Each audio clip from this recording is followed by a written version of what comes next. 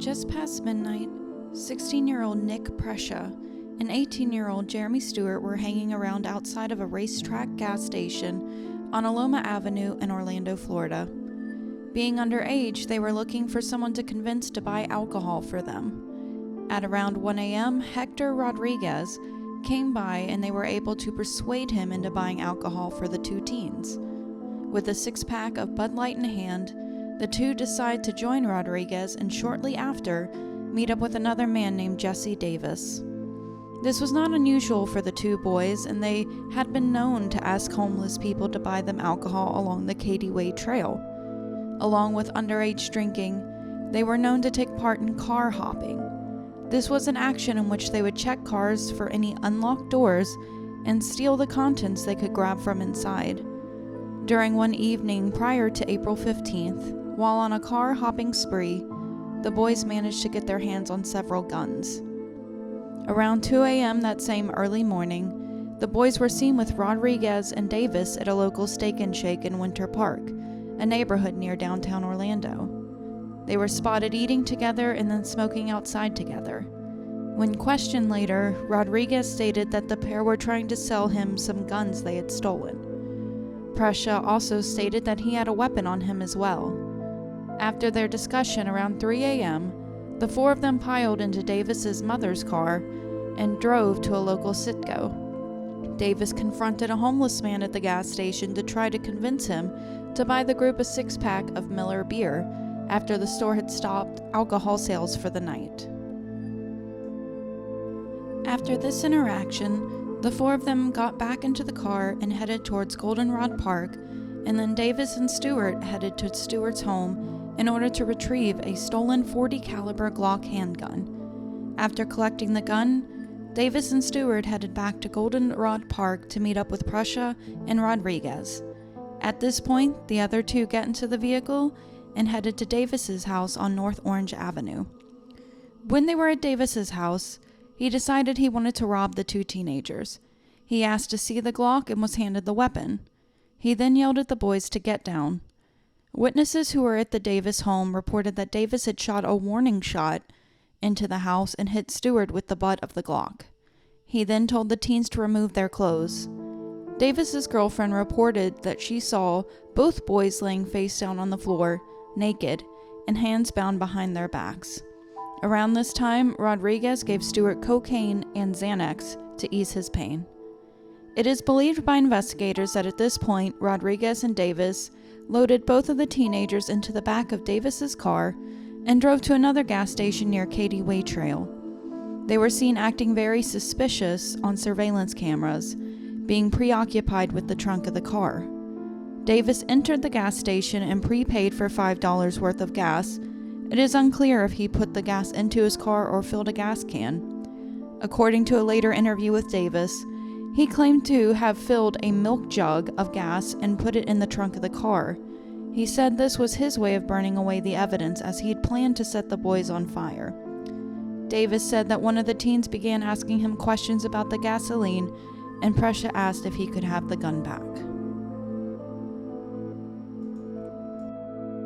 After leaving the gas station, Davis claimed that he had dropped Rodriguez off but could not remember where. He drove to Cady Trail, stopped the car, and ordered the teenagers out. They hastily agreed, thinking they were being dropped off. As they got out of the car, Davis shot Stewart once. He then shot Presha with a .22 caliber handgun multiple times, both boys being killed execution style. He then went to the trunk of the car to retrieve the gas. He poured the gas on the bodies of the teenagers and set them on fire. Once he completed the killings, Davis went back to his house and set a bag of the teens' clothes on fire and left to sleep at a friend's house. At around 6 a.m., a bicyclist in the area came across the bodies of Presha and Stewart and immediately called 911. Jesse Davis and Hector Rodriguez had a long history of crime in Orlando prior to this incident. Long before the murders took place, Davis was considered a threat to the public by investigators, with his history of violent actions, schizophrenia, and bipolar disorder. Rodriguez, a lesser-known felon by the Florida Department of Law Enforcement, also shared in numerous crimes and aliases. Rodriguez had previously been convicted of felony theft, resisting return of merchandise, and battery in 2007. In 2008, he was sentenced to time served on drug charges and misdemeanor theft. In other cases, Rodriguez had charges of robbery with a firearm, aggravated battery with a deadly weapon, and aggravated battery causing great bodily harm. Just 2 days before the murders of the teen boys, Davis had a warrant for his arrest after being accused of trying to kill a man during a robbery attempt in February at an Aloma Avenue apartment complex. While beating 31-year-old Donovan DeRocco, Davis's gun went off. He said that he figured that he might as well finish DeRocco off and shot him 6 times in the abdomen. Davis was supposed to be on probation under the watch of a psychiatrist and on medications. He was arrested for the attempted murder of DeRocco just days after the Cady Way Trail murders. The 2 teen boys, Presha and Stewart, were not far from crime themselves. Both had been arrested in January for grand theft of a motor vehicle and resisting arrest without violence. As a result, both were placed into a teen court program to help them avoid prosecution if they stayed out of trouble. Despite this, they were young and had time to turn their lives around. Students at their high school, Winter Park High, said that the crime was shocking and hard to process. Vigils were set up for the boys and counseling was offered to their classmates. As for Davis and Rodriguez, Davis confessed the entire crime and described it in detail to investigators. During his confession, despite the belief that Rodriguez actually stayed and assisted in the killings, Davis claimed he committed the crime alone and would not budge to include Rodriguez. Davis pled guilty to the murders and was sentenced to life in prison. For Rodriguez, he'd have to wait until 2013 for his trial to commence. In 2013, Rodriguez headed to trial, which lasted more than a week. During the trial, many witnesses were called up along with more than 250 pieces of evidence exhibits submitted.